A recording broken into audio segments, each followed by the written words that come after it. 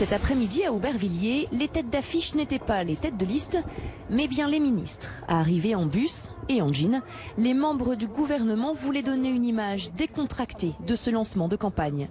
Pourtant, l'enjeu est d'importance. La preuve, la présence du Premier ministre, un samedi de Gilets jaunes. L'élection du 26 mai, c'est une élection extrêmement importante. C'est même probablement la plus importante des élections européennes auxquelles on a participé depuis que le Parlement européen existe. À l'intérieur, une ambiance qui se veut festive. L'enjeu de cette journée pour La République En Marche, faire oublier les couacs de mardi dernier lors de la présentation de la liste où un banc récalcitrant et quelques hésitations dans la présentation des têtes de liste par Stéphane Séjourné avaient donné une impression de mauvaise préparation. Autre enjeu, donner une image d'unité malgré des profils divers.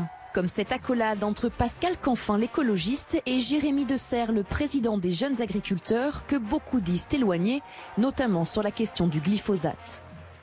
2 heures de discours clôturés par la prise de parole de Nathalie Loiseau. Sans le nommer, la tête de liste a très vite identifié le parti de Marine Le Pen comme son principal adversaire.